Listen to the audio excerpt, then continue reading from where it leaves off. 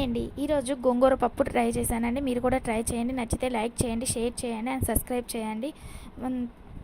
ముందుగా 2 గ్లాసుల కందిపప్పుని అరగంట సేపు నానబెట్టుకోవాలండి. నానబెట్టుకున్న కందిపప్పులో కొంచెం చిటికెడు పసుపు వేసి ఇది ఉడకనివ్వాలండి. మంచిగా ఉడికిన తర్వాత దీన్ని ఇలా ఎనుపుకొని పక్కన పెట్టాలండి.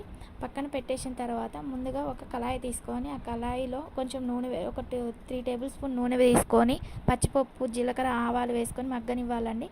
ఆ తర్వాత కొంచెం సన్నగా తరిగి పెట్టుకున్న ఉల్లిపాయ వేసుకొని ఇది పచ్చివాసన పోయి గోల్డెన్ కలర్లోకి వచ్చేంత వరకు వేయించుకోవాలండి. ఆ తర్వాత సన్నగా తరిగి పెట్టుకున్న టమాటా ముక్కలను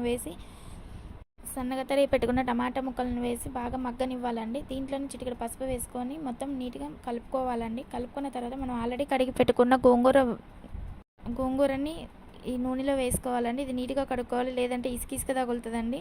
ఆ తర్వాత మూతతో కవర్ చేయాలండి. ఈ ఆవిరికి ఉడికిపోతుంది ఈ గోంగూర అనేది. ఉడికిపోయిన మిశ్రమాన్ని తీసుకొని మొత్తం నీట్గా కలుపుకోవాలండి. నీట్గా కలుపుకున్న కొంచెంసేపు ఆగిన తర్వాత కలిపిన తర్వాత కొంచెం ఉప్పు, కొంచెం కారం రుచికి సరిపడా వేసుకోండి. మీకు కారం తినాలనుకుంటే కారం వేసుకోండి. నేను దీంట్లో చింతపండు పులుసు వేయలేదండి, ఎందుకంటే నేను తీసుకున్న గోంగూర చాలా పుల్లగా ఉందండి. అందుకని నేనైతే చింతపండు పులుసు వేయలేదు. పుల్లగా లేని గోంగూర ఉన్న వాళ్ళకి కొంచెం చింతపండు పులుసు వేయచ్చండి. ఇలా మూతతో కవర్ చేసిన తర్వాత నూనె పైకి వచ్చింది కదండి. ఆ తర్వాత మనం ఆల్రెడీ పక్కన పెట్టుకున్న పప్పును తీసి దీంట్లో వేసుకోవాలండి. ఈ మిశ్రమాన్ని మొత్తం నీట్గా కలుపుకోవాలి.